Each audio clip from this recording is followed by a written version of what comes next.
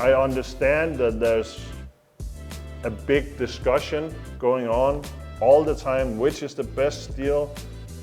I also think it's a little bit silly. Hallo und herzlich willkommen zu einem neuen Video bei uns auf dem Böker YouTube-Kanal. Heute haben wir einen prominenten Gast an meiner Seite und zwar Jens Ansö, einer der sicherlich bekanntesten Messermacher, Custom-Messermacher, aber auch Designer aus Europa. Ist extra zu uns nach Solingen gereist und wir werden heute mal mit ein paar Fragen auf dem Zahn fühlen. Da du ja schon vielen unserer Zuschauer bestens bekannt bist, haben wir gedacht, wir starten mit 5 schnellen Fragen. Wir switchen ins Englische. Wie ihr wisst, Jens kommt aus Dänemark. Okay, erste Frage, Beer or Wine? Beer. Beer, okay. Or wine. Okay. Actually, I'm switching in the moment, or the last couple of years. Best Ansö design of all time? The Turco. Okay. It's my most recent design, and I have a tendency to absolutely love my recent work the most. What is the best knife design of all time? Not from you, worldwide. The Randall model 17-inch. US made versus European made? I have to say European made. Okay, that's what we wanted to hear. I thought that's what you wanted to hear. Maybe the next one is a tough one. Jesper Voxnes or Lucas Burnley? Lucas Burnley. Okay. What was your first contact with knives? So I grew up hunting with my father, and at the age of, I'd like to say 5, he gifted me the first knife. Okay. I was at a hunting trip, and some old guy in the hunting trip gave me a bird he shot and said, "Put that in your belt."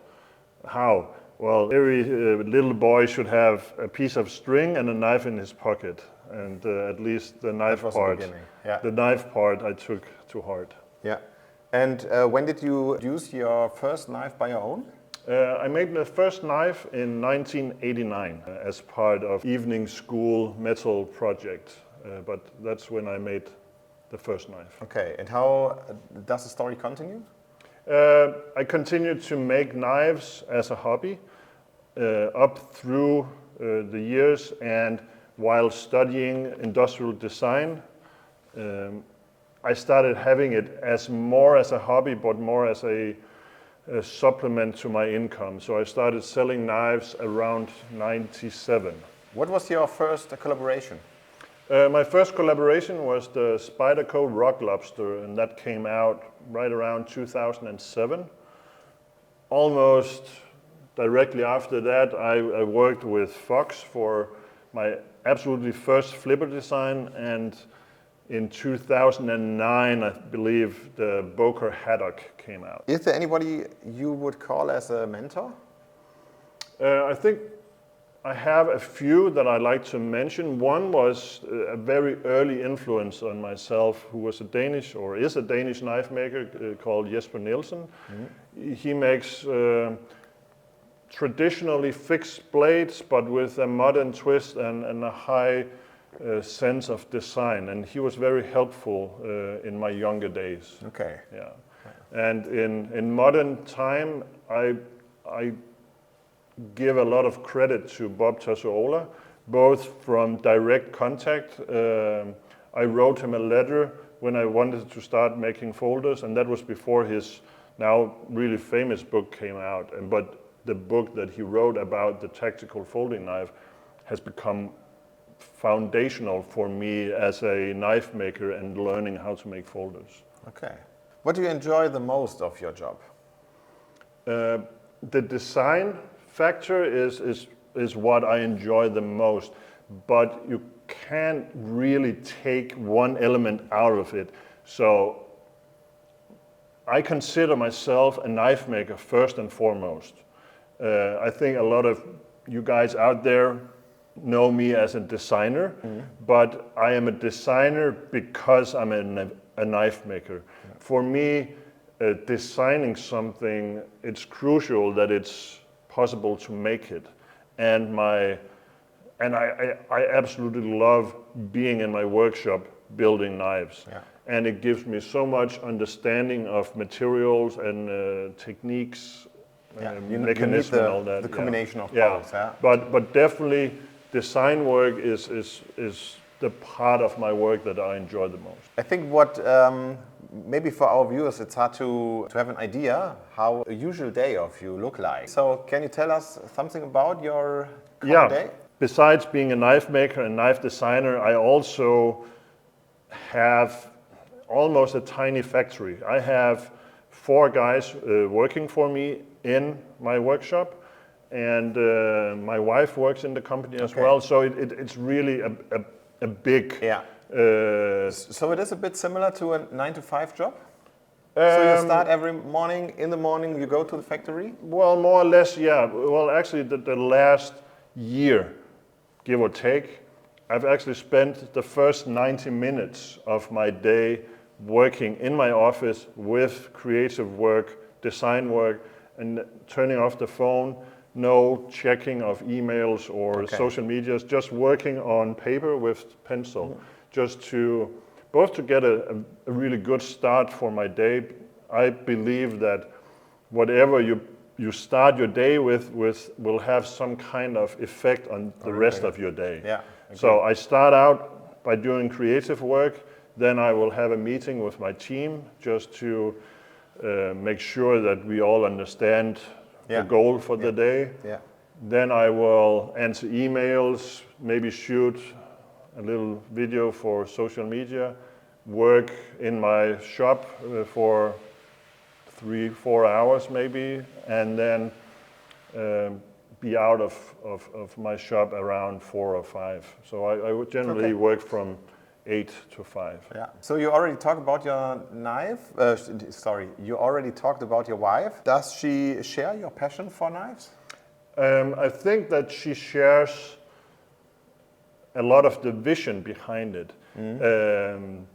She doesn't necessarily share my passion, but she understands my passion, and that is really, really important. And she supports you in what you do. And of course, and I couldn't do what we do without her managing the jobs that she has. So she handles a lot of correspondence with customers. She handles all shipping. Okay. She handles. Wow, that's a lot. Yeah, it is. And she handles some of the paperwork around the company. And without that, it wouldn't be possible. But also because we work from home and we have kids, we consider part of her job to manage around the family. Yeah. So the factory is really close to your house? Yeah. My part of the workshop, I have a private workshop. Okay. And that is inside the house, and just opposite the driveway is an industrial space where we rent a space for the workshop. Perfect, yeah. So do you sometimes get tired of knives? Yes, on a daily basis. Yeah, okay. I think so. With any jobs, even though this is my passion and it's been my passion for most of my life, there are certain aspects of it that I don't necessarily enjoy as much as the other thing, but that's just part of life. When you manufacture knives by your own, what knife steel do you use? So for the last 25 years plus, I've been using the Swedish steel RWL-34, which is a powder steel. It's a very similar steel to CPM 154, and I believe that is one of the greatest steels available for knife makers and production companies as well. I understand that there's a big discussion going on all the time, which is the best steel. I also think it's a little bit silly. Yeah. Why do you pick exactly this steel?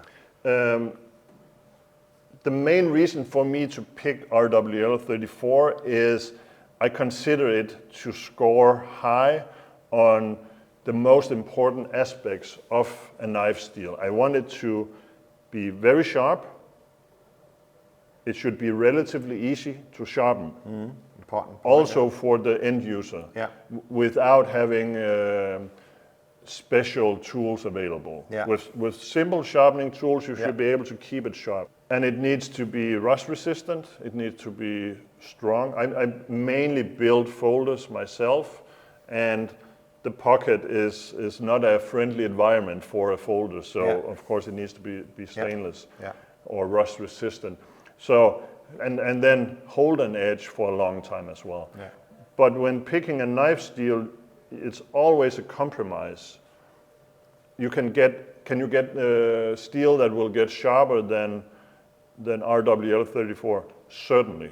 Choose any carbon steel and you can get it sharper, but then you are losing out on the rust resistant. Yeah.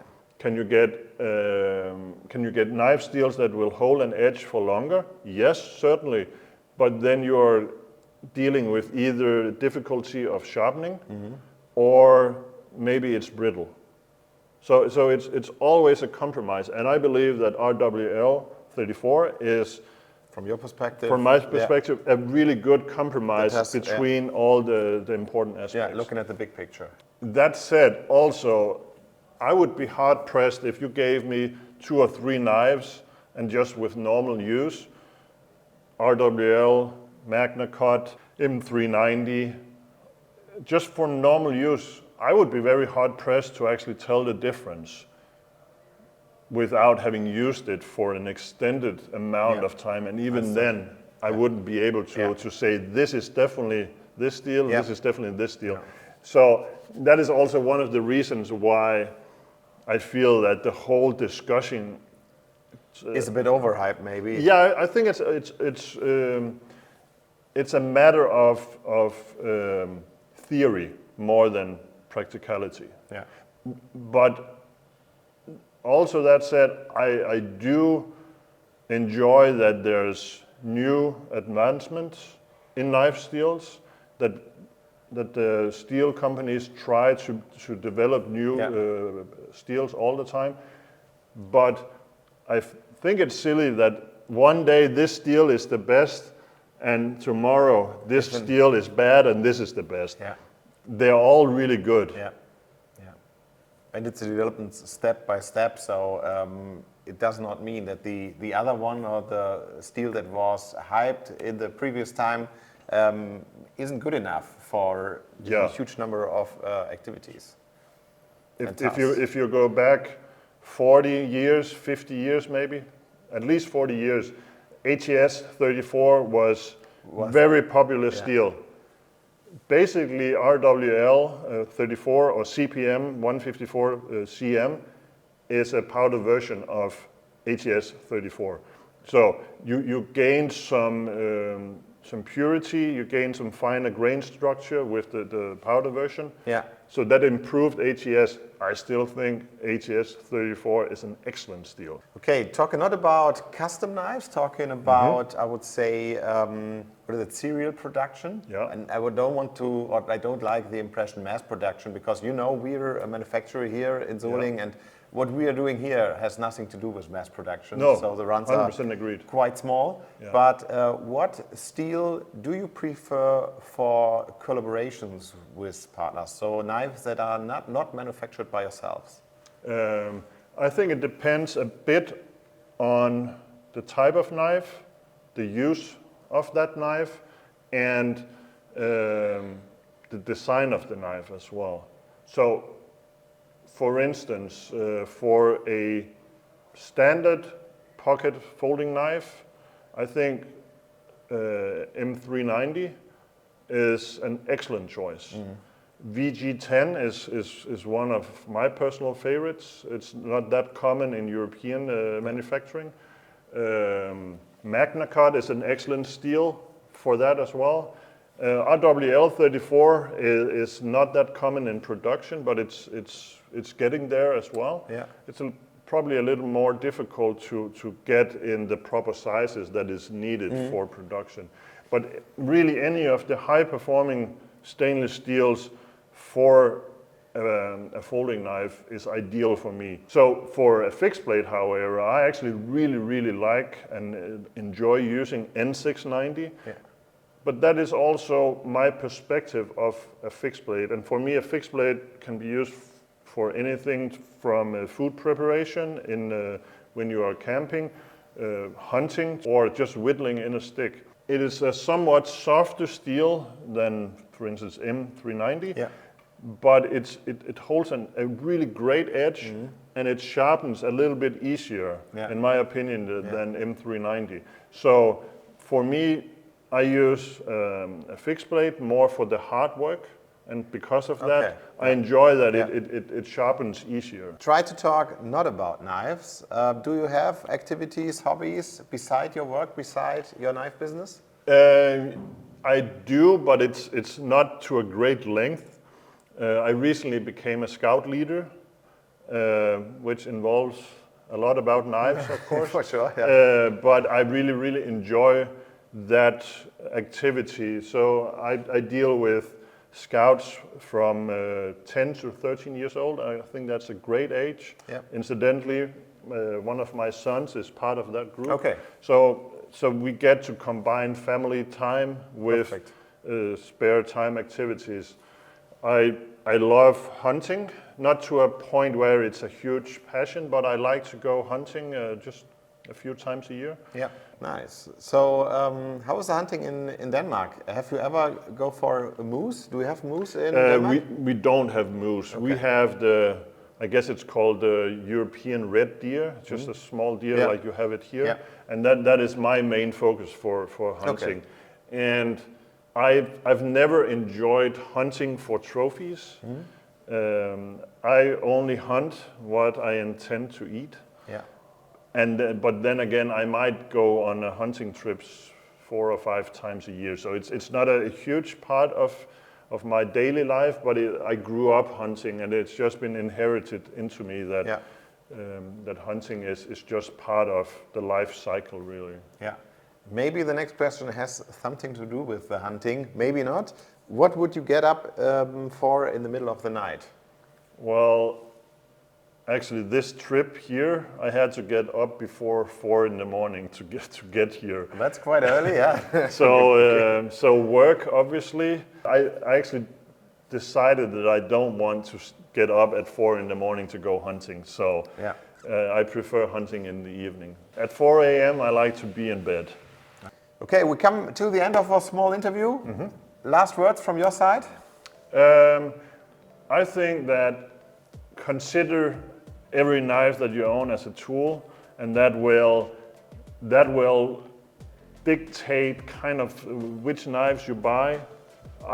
I prefer to see every single knife that I work with, design or make, that is a tool first and foremost. So I consider use and the steel that I'm using as the top priority for that. And that also goes back to the question about steels, that I think that any of the high performance stainless steels available are great steels, so don't overthink it.